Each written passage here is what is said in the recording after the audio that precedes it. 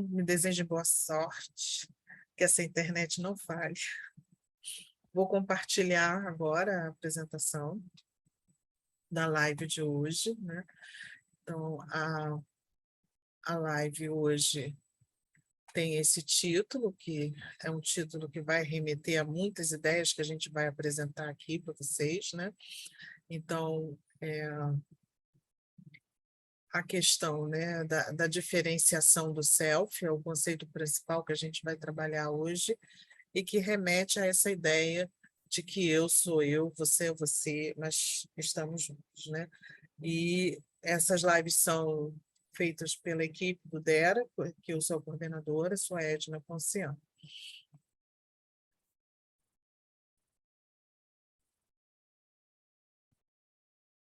Então, essa é a primeira live, hoje, 4/8, a gente vai falar sobre família, amigos e relação amorosa.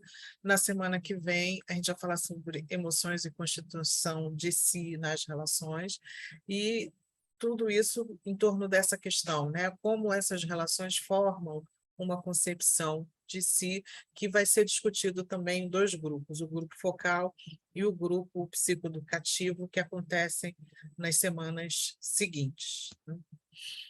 Então, hoje é família, amigos e relação amorosa, como essas relações formam uma concepção de si.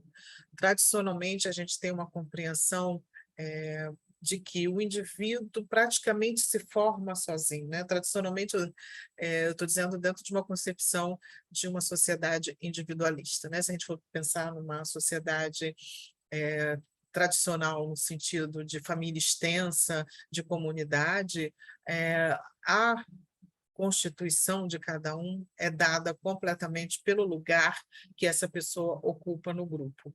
Mas isso há uma diferença em termos históricos e sociais quando surge a modernidade e surge essa concepção individualista que também forma as ideias que estão na psicologia, que é a ideia de um sujeito que se constitui, né, de uma singularidade e que muitas vezes a gente interpreta de uma maneira como se ele fosse isolado. Então, o que a gente está trazendo é justamente o contrário disso, é na contramão dessa vertente mais antiga da psicologia, digamos assim, que é uma vertente predominantemente individualista. Então, a diferenciação do self, a gente pode pensar em vários sentidos para esse termo, mas eu trouxe uma definição mais simples para a gente entender que ela envolve a capacidade de manter a objetividade. E aqui você tem duas imagens, né? Uma pessoa que está tendo várias experiências emocionais, mas tentando encontrar, né, um lugar de coordenação de todas essas experiências. É claro que na vida real não vemos isso acontecer da forma como está representada aí, mas eu achei essa imagem interessante para pensar que às vezes a gente vive esse turbilhão de emoções, né? Então, essa capacidade de manter a objetividade emocional, que parece dois termos contraditórios a princípio, né? Porque a emoção tradicionalmente tem sido colocada do lado do irracional, daquilo que é subjetivo, daquilo que é de cada um e que é difícil de compartilhar de uma maneira lógica, mas essa relação entre o que é racional e o que é emocional está muito presente nesse conceito de diferenciação do self, né? E como é que você mantém essa capacidade, né, de você estar sentindo tantas coisas e, ao mesmo tempo, pensando, ao mesmo tempo, dando sentido a essa experiência? O Bowen, que é o principal autor desse conceito, vai falar que isso tem que acontecer em um sistema com altos níveis de ansiedade, né? Então, é claro que é muito mais fácil você poder ter uma regulação emocional na tranquilidade, mas é nesses momentos de falta de tranquilidade, de conflito, que representa a outra imagem, no aumento do nível de ansiedade, em que a gente vai precisar ter essa capacidade de experimentar emoções naquela situação relacional e, ao mesmo tempo, estar podendo pensar, não está sendo mergulhado numa intensidade que impede de pensar. Então, os principais conceitos em torno, né, da diferenciação do self, que é um conceito que vem da terapia de família e casal, são esses que eu estou listando aqui, só para a gente ter essa ideia de onde vem esse conceito, né? Ele vem da abordagem sistêmica, que é o Bowen, como eu falei, o principal autor, né? E essa ideia de que há um processo de transmissão multigeracional que ocorre na família, que a família é um núcleo emocional e você vive ali um processo emocional específico que passa de geração em geração. E é ali na família que você vai aprender esse processo de diferenciação do self, que é o resultado de quanta ansiedade é transmitida de geração em geração. E o Bowen tinha uma teoria, né, de que se essa ansiedade ela vai se acumulando de geração a geração, há uma tendência de você formar um sintoma na terceira geração, principalmente, que seria a geração que receberia a carga maior desse acúmulo de ansiedade. Assim também como um filho, uma criança que recebe toda a ansiedade da família, né? A família projeta emocionalmente naquela criança e tende a puxar mais a criança para o núcleo familiar, e essa pessoa tende a ter maior dificuldade de se desenvolver de uma maneira saudável, né? Então, o conceito ele é ao mesmo tempo intrapsíquico e relacional, porque está dizendo que a gente vai ter essas experiências emocionais de alto nível de ansiedade na relação, e é isso que vai nos formar, não é saindo disso que a gente vai se constituir como pessoa, é o contrário, é estando nisso e lidando bem com essas situações de ansiedade que isso vai acontecer. Então, eu trouxe essa imagem, essa foto, porque eu acho que isso é muito paradigmático do contexto brasileiro, que é o valor que o futebol tem nas famílias e como isso se transmite de geração em geração. Embora essa família não esteja parecendo muito brasileira, é uma família jogando bola, essa ideia do time, de estamos juntos, né? E até estava falando sobre isso, né, com meus sobrinhos, né, de quanto que isso na nossa família também ocorreu, né, de levar ao estádio, de mostrar o que que é um time, o que que é vestir uma camisa, né, o que que tem tudo em torno disso, que vai sendo transmitido, aí você se torna Vasco, você se torna Flamengo, você não sabe exatamente quando isso aconteceu, e é claro que você vai fazer isso de uma maneira específica, a partir dessa herança familiar. Então, também trouxe essa imagem, que é uma imagem mais velha, mais leve, aliás, para chamar a atenção de que o processo de transmissão não é só daquilo que é difícil, o processo de transmissão também é daquilo que é leve, do que é prazeroso, né? Mas é claro que o que é leve e prazeroso, a gente tende até a querer falar mais, e aquilo que é mais difícil é mais complicado da gente estar trazendo à mesa, né? Dos conflitos familiares e de quanto que a gente herdou algumas dificuldades e tem que lidar com elas, né? Com essa herança familiar. Então, esse conceito também está muito ligado a essa ideia de que você precisa lidar com o estresse, né? E você lida com o estresse a partir também daquilo que você recebeu da sua família. Então, existem algumas pesquisas que começam a tentar juntar essas ideias para pensar como que essa transmissão ocorre, né?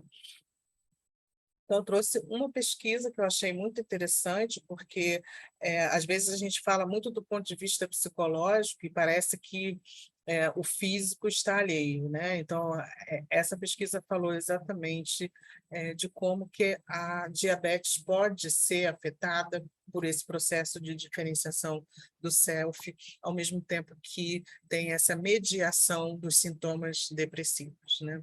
Então, eles começaram a discutir que níveis elevados de glicose no sangue e estresse emocional, ansiedade e sintomas depressivos têm uma relação que está bem documentada, né? E é isso que eles queriam pesquisar um pouco mais em relação à diferenciação do self, né? Que é um importante fator de regulação da ansiedade e do sofrimento psicológico, e que isso pode afetar a fisiologia, né? E como nós respondemos ao estresse e afetando a fisiologia, afeta também o modo como nós adoecemos, né? Então, a pergunta que eles se fizeram ao fazer a pesquisa é como lidar com estressores e circunstâncias emocionalmente carregadas está relacionado à suscetibilidade a altas glicemias no diabetes tipo 2, né? Então, algo que é um fator biológico é colocado em seu aspecto psicológico e relacional também. E eu acho muito curioso isso, que quando isso vai surgindo, né, o conceito de diferenciação do self não é tão novo, mas vai surgindo cada vez mais esse tipo de pesquisa que tenta pensar que o nosso adoecimento, embora seja num corpo individual, ele é afetado pelas nossas relações também, né? Então, eles concluíram, né, alguns aspectos a partir de dimensões da diferenciação do self, né, que a diferenciação do self, o Bowen dizia que tem um aspecto da reatividade emocional, da posição do eu, do corte emocional e da fusão com os outros, né, que são medidas que você vai avaliar e vai relacionar para pensar o quanto uma pessoa é diferenciada ou não. Então, a reatividade emocional é aquela tendência à resposta logo a se sentir desaforado, magoado, né? Não entender o ponto de vista do outro, está se sentindo sempre machucado, né? Sempre o outro está querendo me prejudicar, então estou sempre reativa, né? Defensiva. A posição do eu já é um aspecto mais positivo, em que eu me afirmo, que eu sei que eu quero, e nas minhas relações eu tenho clareza para poder me posicionar. O corte emocional tem a ver com essa intensidade que é difícil de lidar e eu me afasto, né? E a fusão com os outros é o contrário da posição do eu, que nesse sentido eu vou adotando tudo que o outro pensa, concordo, eu não me posiciono, não digo o que eu penso e sinto, né?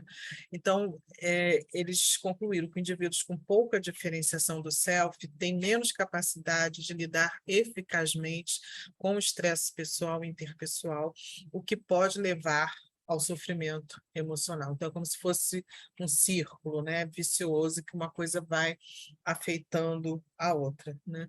Então, baixa diferenciação do self correlaciona com a gravidade das queixas psicossomáticas, né? Como levam ao sofrimento emocional, isso afeta a minha fisiologia. Então, as pessoas com baixa diferenciação do self se queixam mais de dores de cabeça, têm sintomas mais graves, por exemplo, quando tem uma gripe ou um resfriado, e sintomas da fibromialgia que também se tornam mais intensos, né? E aí, e principalmente, a reatividade emocional e o corte emocional moderam a relação entre estresse percebido e gravidade dos sintomas, né? Então, isso é um dos indicativos dessa dificuldade de regulação emocional no contexto das situações estressantes com outras pessoas, que levam o meu corpo a reagir de uma forma ao estresse que é adoecedora, né? Então, o objetivo deles, que era examinar se o diagnóstico da diabetes mellitus tipo 2 está associado à baixa diferenciação do self, a altos níveis de ansiedade traço e a depressão grave. Foram 261 participantes com os 100 diabetes tipo 2, e os resultados mostraram que os participantes com diabetes têm scores mais baixos na posição do eu, então eles têm mais dificuldade de falar como se pensam, como pensam e como sentem, né? E mais alto no corte emocional, né? Que é a tendência da evitação diante de uma situação estressante, né? E esses resultados sugerem que indivíduos com diabetes tipo 2 tendem a ter maiores dificuldades de manter um senso definido de si e de aderir às suas convicções pessoais diante de outras pessoas. Além disso, eles têm uma tendência mais forte de se isolar quando confrontado com intensas emoções, sendo a depressão um fator que agrava a relação entre diferenciação do self e diabetes do tipo 2. Então, essa pesquisa ela é bem complexa e vai mostrando para a gente assim, o quanto que não dá para você pensar num fator isolado do adoecimento, né, que seria, por exemplo, uma herança genética, simplesmente, mas como você lida com o contexto, com o estresse, e como sua família também lida, e que é transmitido de geração em geração. Agora a Joyce vai falar.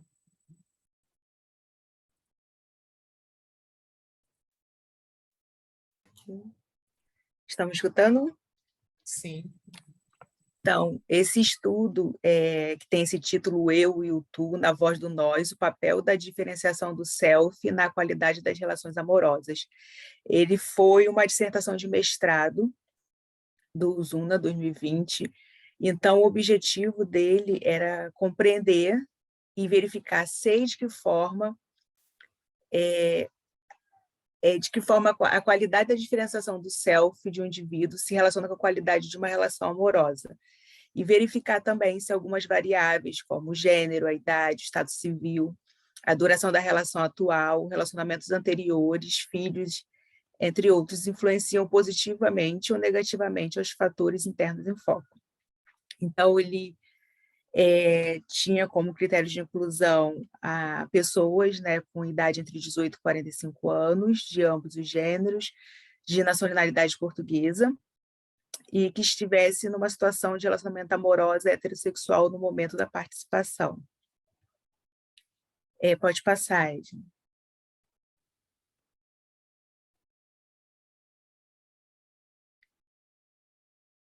Então, a amostra foi feito com pessoas que estavam em relacionamento amoroso, mas não necessariamente com o casal. Então, dos 145 participantes, né, dentro dessa faixa etária, dos 18 aos 45, 113 eram mulheres e 32 homens, que estavam estando num relacionamento amoroso heterossexual, com mais de 2 anos e com menos de 5 anos. 24 deles tinham filhos, 90 estavam solteiros, ou seja, não estavam em relação de casamento, e 119 possuíam relacionamentos anteriores, né? E todos de nacionalidade portuguesa. Pode passar, Ed.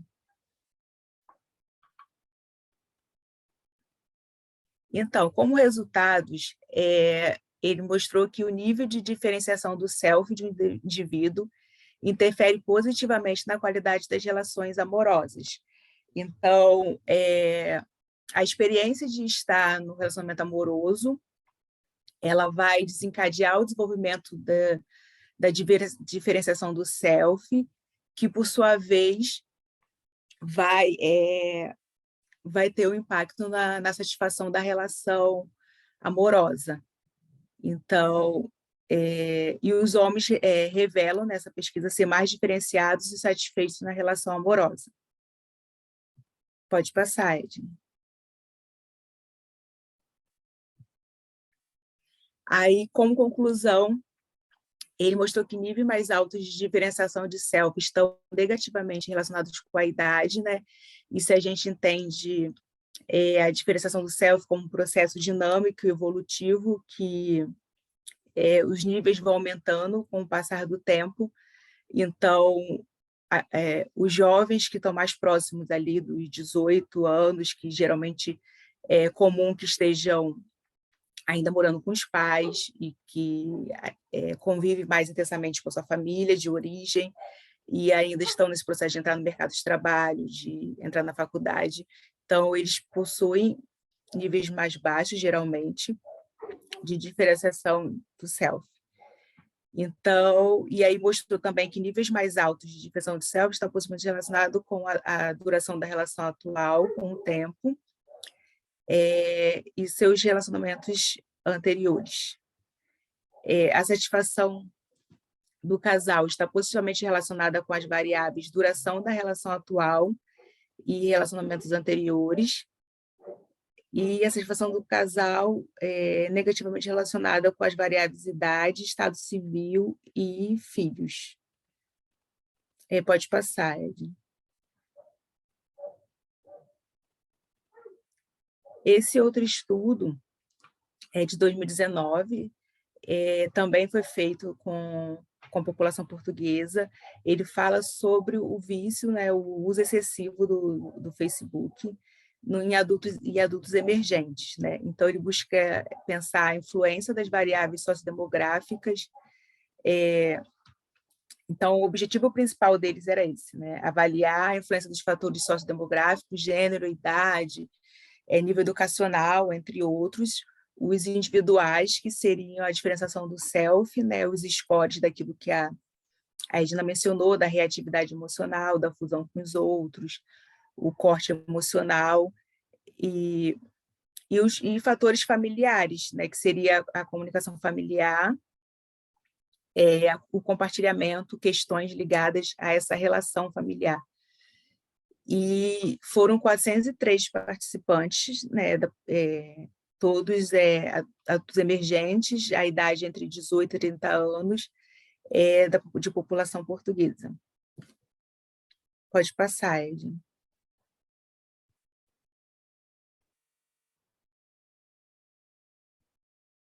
E os resultados dessa pesquisa mostrou que quanto maior o uso do Facebook, maior o risco de vício em indivíduos com as seguintes características, né? Indivíduos de gênero feminino, com idade entre 24 e 30 anos, com baixa diferenciação do self, fisicamente ou emocionalmente distante de outras pessoas significativas, né? De pessoas importantes, do seu núcleo familiar, e padrões comunicativos negativos com seus pais, não possuindo uma boa relação com eles, né? E é encontrada uma associação entre o uso do Facebook e outros indicadores psicopatológicos, como a depressão e a ansiedade.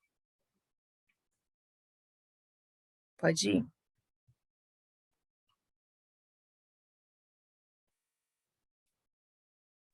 Então, né, tudo isso que a Joyce falou, né, mais um tema de pesquisa, que é a questão da relação amorosa, e o outro do Facebook, e eu vou fechar comentando o quanto que isso afeta também as nossas relações interpessoais ao longo da vida, e principalmente falando das amizades, né, dos pares, né? Então, esse estudo foi um estudo feito na China, eu achei bem interessante, que é a relação entre diferenciação do self e autorrevelação de estudantes universitários, o papel mediador do apego aos pares. Então, a gente está trazendo mais um conceito que a gente não está aqui para assim, destrinçar todos os conceitos, mas sensibilizar vocês, né, a estar percebendo isso, a importância das relações, né? Aquilo que vocês sentem desde lá das primeiras convivências com os familiares, até passando por outros grupos, instituições e envolvendo os amigos, afeta quem cada um como vai se formar, né? Então, esse aspecto da autorrevelação, ele é muito interessante, porque é uma coisa que a gente faz cotidianamente, a gente não dá um conceito, né, não nomeia dessa forma no cotidiano, mas é o quanto eu falo de mim para o outro, né? O quanto eu posso estar numa situação de intimidade, né? E aí a diferenciação do self vai ter uma relação com esse processo de estar na intimidade me revelando, dizendo quem eu sou. Assim como o apego já é um conceito também, que ao mesmo tempo intrapsíquico e relacional, vem desde a infância e afeta o modo como a gente vai lidar nas situações entre os pares, né? Então, a autorrevelação, esse processo de revelar informações sobre si e como revelar, e quando revelar, e com quem revelar, né? Com quem eu me sinto à vontade. O apego aos pares, que é uma conexão emocional com pessoas da relação atual, que é influenciado, né? Baseado nos modelos de relação anteriores que vieram da família.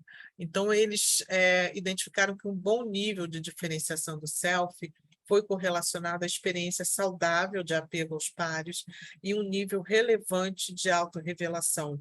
Então, está trazendo também essa ideia de que eu me revelar, eu falar de mim para uma outra pessoa, indica que eu tive um processo, né, ao longo da minha trajetória e a partir da minha família também, que me ajudou a estar com os outros de um modo diferenciado, em que eu posso sentir emoções intensas sem que isso atrapalhe meu modo de pensar, de falar, de fazer as coisas terem sentido, né?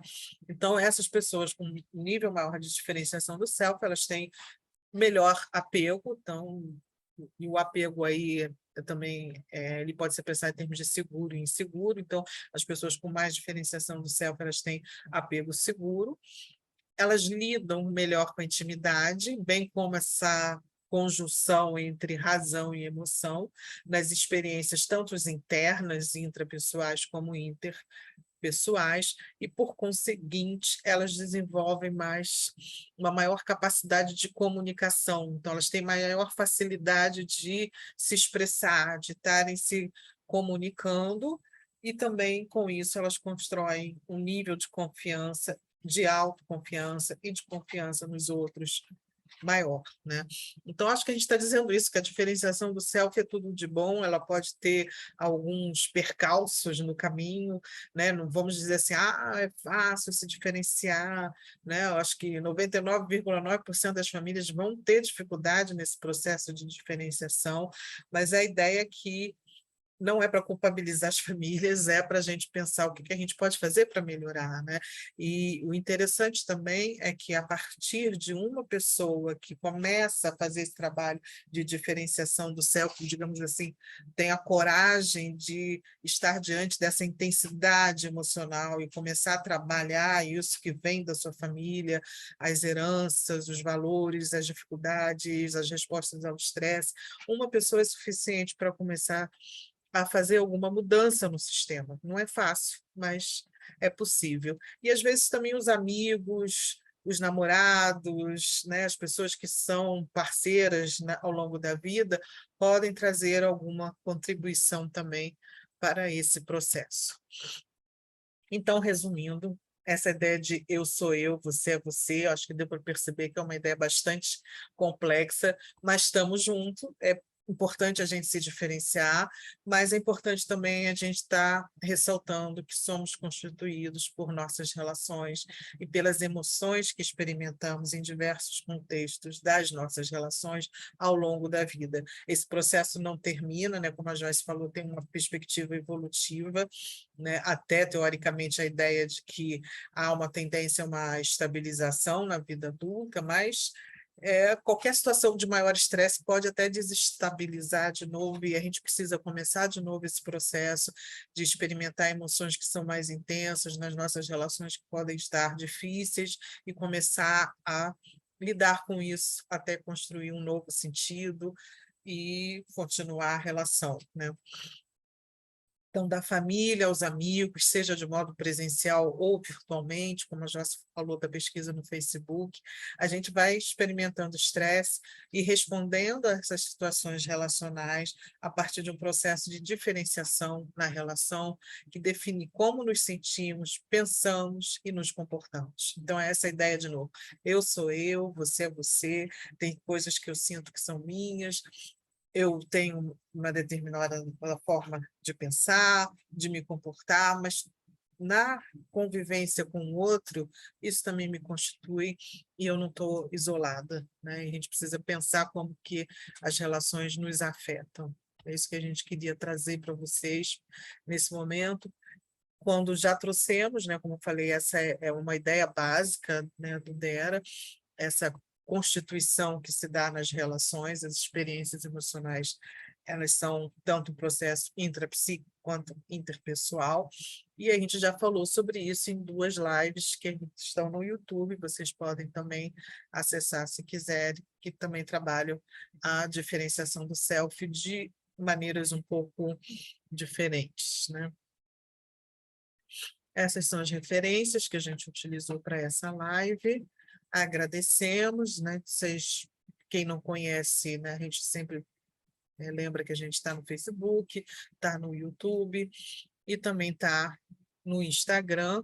E gostaríamos de solicitar a todos que respondam a essa pesquisa, que é essa pesquisa se chama Se Vivre, que é Se Vivemos Juntos, Regulamos Juntos, é justamente tudo isso que a gente falou até aqui, né? E é dirigida a jovens universitários entre 18 e 29 anos, e depois a gente sempre vai estar retomando isso para trazer os dados, para discutir mais, para divulgar para vocês como é que essa pesquisa está, que resultados ela está trazendo. Então, esse aqui é o link, mas a gente pode botar no chat também, E depois a gente pode enviar por e-mail e pedimos que, além de responder, vocês divulguem também para os jovens universitários. Então, agora nós vamos para as perguntas, comentários que vocês quiserem falar.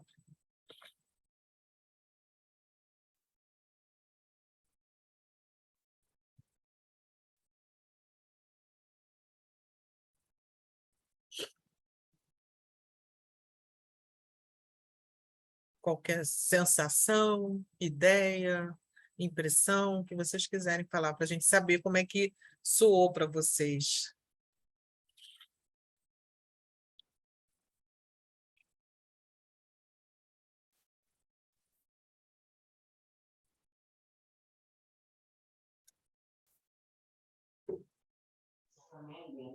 Oi, Oi. Brena aqui. É porque é a primeira vez que eu ouço, na verdade, falar sobre diferenciação do self. Nunca tinha ouvido falar sobre isso. E achei interessante. Mas então a diferenciação do self ela tá ligado com o fato de você não conseguir se desfazer assim do que os outros sentem. Por exemplo, se uma pessoa tem um nível de estresse muito alto perto de você, você acaba se deixando abalar por aquilo. Se você não tem uma diferenciação do self, então seria isso, você não conseguir lidar com essa situação. Tem uma outra ideia que eu acho interessante, que é do contágio emocional, né? A gente está ainda em plena pandemia, a ideia do contágio está muito presente e para nós o contágio sempre é muito físico, né? A partir de um vírus, de uma bactéria, mas existe contágio emocional também. E isso é menos Uhum. estudado e menos percebido, né? Então, se tem alguém da sua convivência passando por um estresse, você de alguma forma é contagiado. Esse estresse te envolve, né? E quando a gente é criança, por mais que a gente não entenda o que pode estar acontecendo na nossa família, a gente também recebe esse estresse de alguma forma, tanto no sentido da comunicação verbal, para aquilo que é falado diretamente, como na comunicação não verbal, a partir dos gestos, né, de entonação da voz, né, tudo comunica e a criança vai também percebendo esse nível de estresse, de ansiedade. Então, isso vai reverberando e envolve todas as pessoas. Então, na família, isso é de uma intensidade muito maior, mas esse processo ocorre em todas as relações. Quanto mais íntima é uma relação, maior a chance de você ser contagiado pela experiência emocional do outro, né? Mas é claro que também um estranho pode contaminar, né? Sabe aqueles videozinhos que as pessoas começam a rir, todo mundo ri, ri, ri, ri, ri, ri, e todo mundo está no ponto de ônibus, não sei se vocês já viram. Isso também é uma forma de contágio pelo outro, né? Agora, a diferenciação do self é justamente não embora o termo diferenciação possa dar essa leitura muito individualista, eu me diferenciar, eu me afastar, não, é o contrário. Me diferenciar é eu reconhecer que eu estou nesse bojo, nesse imbróglio aí da ansiedade, do estresse, das emoções intensas num contexto relacional que eu faço parte. E eu só me diferencio se eu experimentar isso junto com a outra pessoa e poder elaborar isso junto com ela, né? E aí é o tema da conversa também, que a gente pode falar em outro momento, que é como conversar sobre isso. Brena, respondeu essa pergunta? Respondeu, sim. Obrigada. Tá. Fez sentido ou ainda está muito estranho? Não, fez sentido. É porque é um conceito novo para mim, então eu estou tentando absorver assim o Tá conceito. bom. A Rayane levantou a mão. Boa Boa tarde. tarde, gente. Vocês me ouvem? Sim. Boa tarde.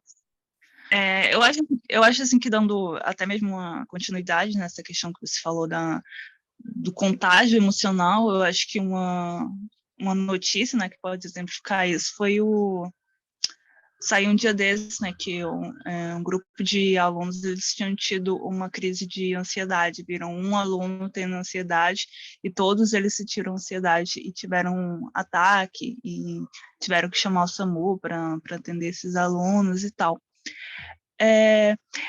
Essa questão assim da diferenciação do self, uma autodiferenciação, seria a partir de um self emaranhado nas relações familiares? Seria a partir disso?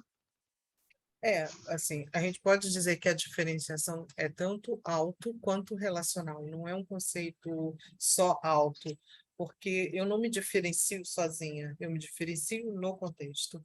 Mas o processo de diferenciação, ele não tem que ocorrer numa situação extrema de emaranhamento, ele ocorre em qualquer contexto relacional, né? Por mais saudável que seja a relação, eu vou ter que fazer esse exercício de me sentir, o que que eu sinto, o que que eu penso no contexto com o outro, o que que o outro sente, o que que ele pensa, e eu vou sentir junto, e eu vou me separar, mas eu vou estar junto. Separar no sentido assim que tem um momento em que eu olho para mim, né? Mas eu olho para mim estando com a outra pessoa, né? E não necessariamente eu estou emaranhada, fusionada. Eu posso estar numa boa relação, numa relação tranquila, mas esse exercício é necessário, né? Eu me lembro de uma mãe me contando uma cena que ela viu da filha, que eu achei muito interessante, a filha de 4 anos, diante do irmãozinho, bebê, que acabou de nascer. A filha está lançando um olhar triste, e a mãe fica triste por ver esse olhar triste na filha, mas que é um olhar triste de uma sensação de perda que ela notou que a filha está tendo, né? E que remete às experiências dela também, quando era filha, quando surgiram os irmãos, e com a perda dela de um determinado lugar, né? Então, a mãe vê na filha, lembra que ela sentiu, e ela não recusa essa experiência na filha, ela aceita essa experiência na filha, né, e tenta negociar isso com a filha. Como é você ter um irmão, perder um lugar, ficar triste e, ao mesmo tempo, começar a amar esse irmão, né? Então, acho que o fundamental nesse sentido é a aceitação de que o outro está tendo uma experiência difícil e acolher isso, né? A ansiedade aumenta quando eu não aceito a experiência do outro, né? E o outro também não consegue perceber a minha experiência, né? Enfim, eu achei a cena dela contando, né, de como ela reconheceu a tristeza da filha, aceitou e não recusou, não ficou assim, você não pode ficar com ciúme do seu irmão, você tem que amar o seu irmão é lindo, maravilhoso, aceite isso. Não, ela aceitou que a filha ficasse triste. E aí, numa determinada outra situação depois, ela perdeu a paciência com o bebê e falou assim: para de chorar, porque eu já dei mamar, já dei chupeta, não sei o que está acontecendo com você? Aí vem a filha: você não pode falar assim com ele, porque ele é um bebê. Você tem que ter mais paciência com seu filho. Então, dá a chance para que ela também tenha outras experiências. E aí começa o processo de diferenciação.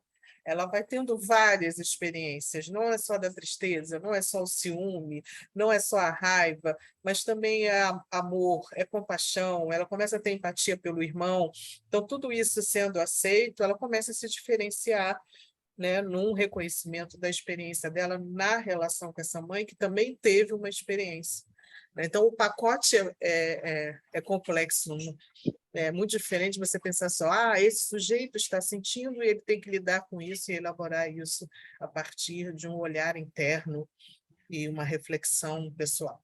Não é só isso, né? É isso e tudo que eu falei a partir desse exemplo. Então, assim, num contexto relacional, estaria muito ligado ao entender, né? Até onde sou eu e onde começa o outro.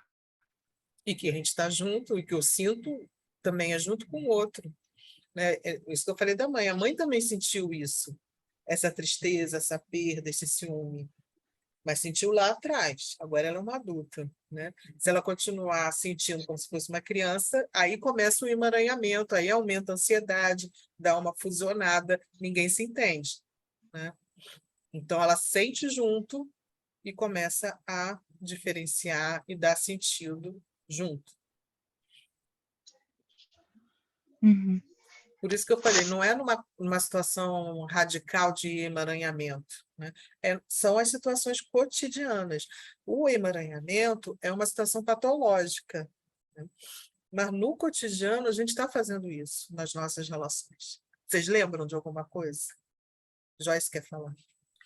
Porque eu acho que até nas relações saudáveis, assim, precisa ter esse espaço, essa possibilidade de se expressar um sentimento, uma emoção, uma opinião diferente, divergente, um descontentamento, e aquilo, de certa forma, ser aceito, não precisa ter um rompimento, né? Você pode ter uma relação de afeto, de pertencimento com o seu grupo, com a sua família, e ter outras posições, ou até sentir poder conversar, e às vezes até falando sobre isso na família, outras pessoas também podem falar, e nessa relação pode se mudando algumas formas de ver, de pensar, de sentir, algumas coisas que vêm sendo repetidas naquele núcleo familiar também.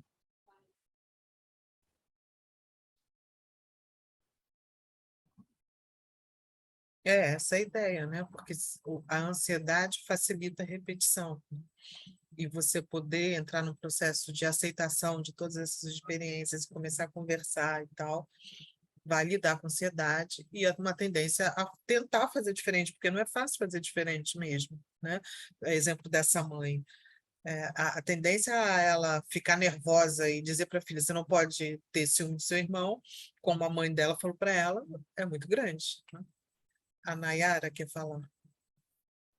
Eu acho que pegando essa fala aí da Joyce, é meio que você se sentir tranquilo para ir e vir dentro desse seu sistema, dessa sua relação, né?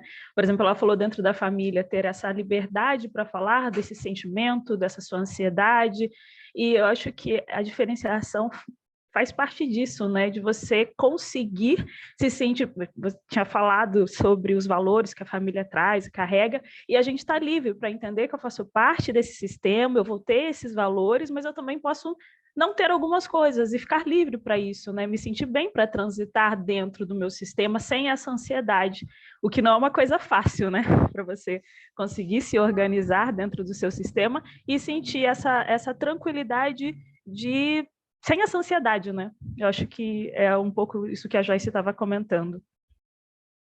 Eu só não sei, Nayara, se a gente fica livre, mas eu acho que a gente pode ficar tranquilo.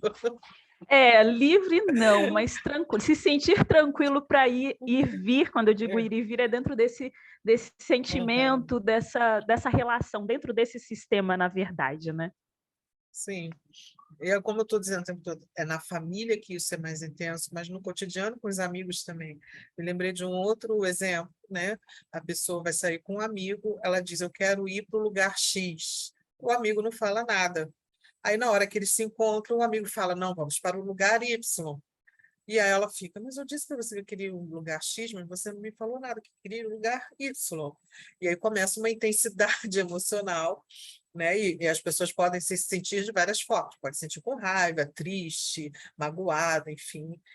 E dentro desse conceito de diferenciação do self, é nesse momento em que sobe a intensidade emocional, que a tranquilidade vem de eu poder afirmar aquilo que eu sinto e penso. Eu quero ir para um lugar X, por isso, por aquilo. A intensidade emocional subiu, mas eu posso aceitar essa experiência emocional e poder continuar falando de como eu me sinto e como eu penso, né? E é claro que esse processo de diferenciação é facilitado se o outro me ouve, se o outro negocia, se o outro é empático. Agora, se o outro recusa e fala assim, como você é chata, você quer ir no lugar X, não quer saber do X, eu quero ir para o Y, né? Aí você não está num contexto facilitador e é realmente mais complicado. É por isso que o contexto também é muito importante, também nas amizades, não só na família ao longo da vida, como, né, nas situações conjugais, a gente vai experimentando isso também nas parcerias amorosas, né? E a Joyce até trouxe esse dado, né, que os homens, né, tendem a ter maior diferenciação do self, também maior score na posição do eu, né? Porque isso socialmente é facilitado para o homem.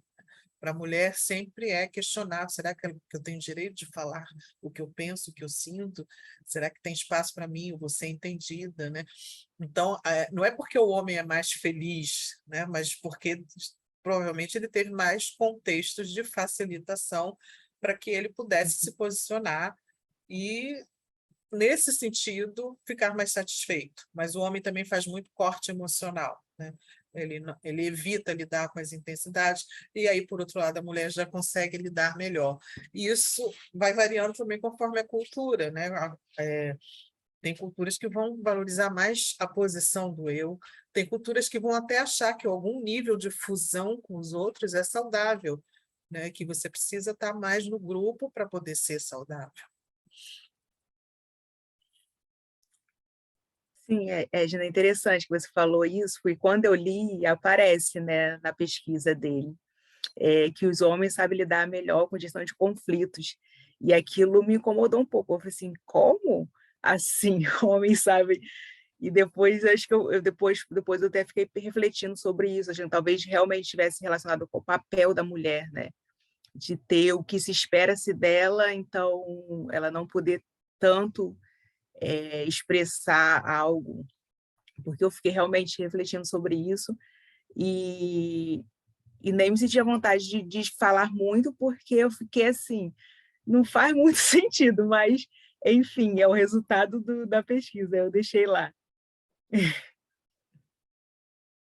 Ver com isso que eu estava falando, estava tentando trazer também essas diferenças culturais, né? A gente não está dizendo assim, a diferenciação do self não é igual para os gêneros, né? E não é igual para as diferentes culturas, a gente tem que relativizar também.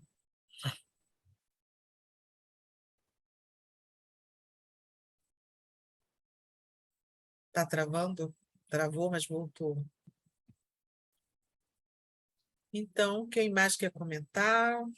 Ou fazer uma pergunta?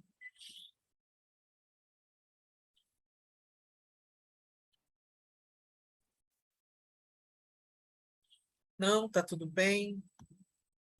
Então, vocês, agora que se aproximaram um pouco mais dessas ideias, depois vocês contam para a gente o que vocês fizeram para incrementar esse processo de diferenciação do self. A gente continua semana que vem. Está bem?